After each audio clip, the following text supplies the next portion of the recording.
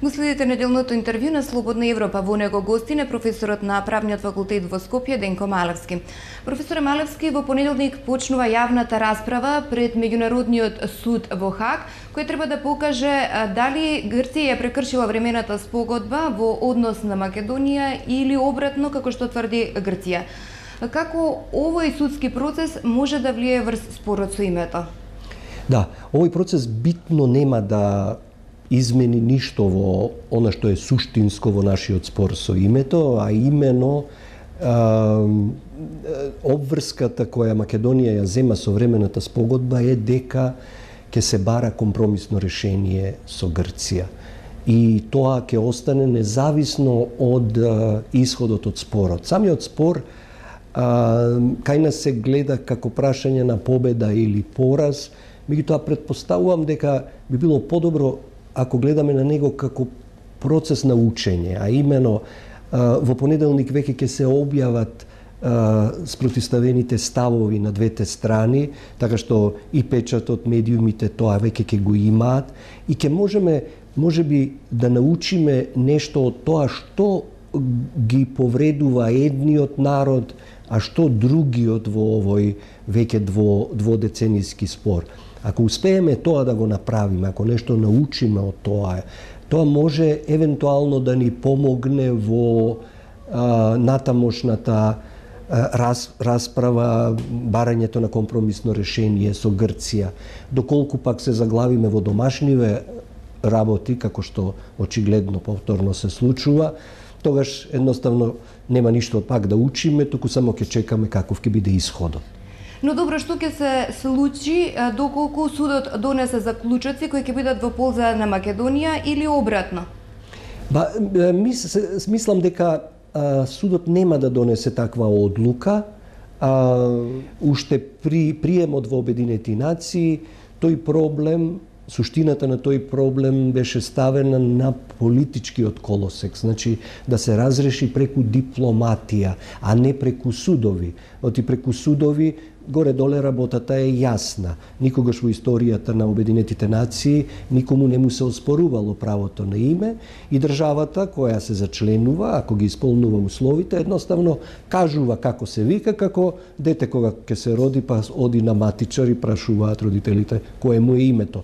Меѓутоа, бидејќи станува збор за еден комплексен спор, веќе и спор на идентитети во кој што има историја тука замешана, сомнежи од двете страни за намерите на едната и на другата.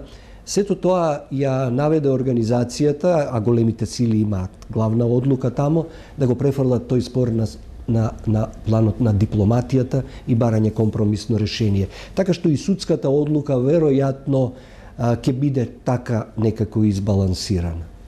Сега кај нас ќе има предвремени избори, најверојатно, што може да се очекува на планот на решавањето на спорот со името од преговарачот Нимиц? Па вака, Нимиц е посредник, значи тој навистина доаѓа со идеи, меѓутоа тој посредува меѓу две страни. Доколку има силна волја кај двете страни проблемот да се реши, тој проблем тогаш и полесно би можел да се реши. Меѓутоа пасивноста на нашата страна во последно време, да речеме, и чекањето на нешто што и одговара како предлог, не води кон решавање на спорот. Но она што е најбитно е следно. Повраќањето на нашата делегација од Вашингтон, каде што им беше укажано на повеќе фалинки на нашата демократија и на нужноста да се разреши спорот за да Македонија влезе во НАТО, а вратата Соединените Американски држави ја држат се уште отворена, реакцијата на домашната власт не беше онака како што една рационална политика би постапила, а именно да му се обрати на јавноста и на другите политички партии и да им рече вака и вака, нашиот голем сојузник, нели, инсистира да направиме промена во политиката, ќе мораме да се соочиме со тешките решенија, на нас е тоа, дајте да се обединиме да го решиме проблемот, па потоа да одиме после 2 години кога ќе ни истече и нам мандатот, да одиме на избори. Меѓутоа тоа не се случи. Инстинктот за одржување на власт и бегање од тешкиот проблем предизвика некој вид двобој меѓу власта и опозицијата, кој сега треба да се разреши на избори. Тоа значи, повторно, не само одлагање на решавање на прашањето, туку поставува големо прашање во каква состојба ќе бидат политичките чинители во Македонија на крајот од изборниот процес. Сакате да кажете дека е важно политичките субјекти да ги решат отворените прашања во овој предизборен циклус што се наметнуваат. Зошто е тоа битно?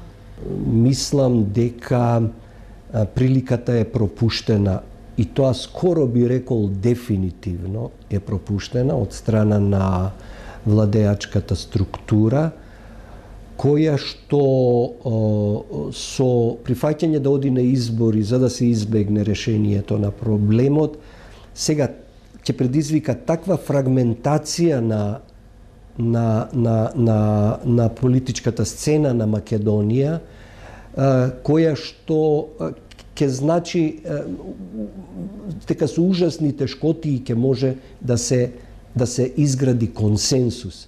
Значи, консенсус околу решавање на проблемот со името, веќе со години знаеме дека е нужен. И тоа не можеме да го произведеме. Но она што сега ни се случува е да не можеме да произведеме консенсус ниту за изборите.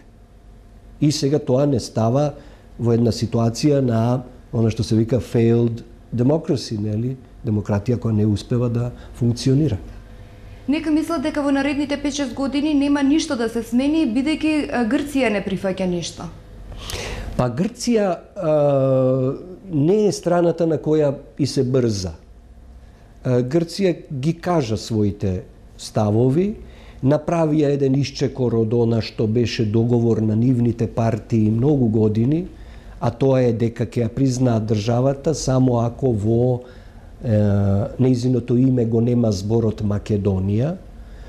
Ја направија она што тие сметаат дека е голема отстапка, бидејќи на референдум грчкото општество веројатно би отфрлило такво решение компромисно со зборот Македонија и некаква географска одредница.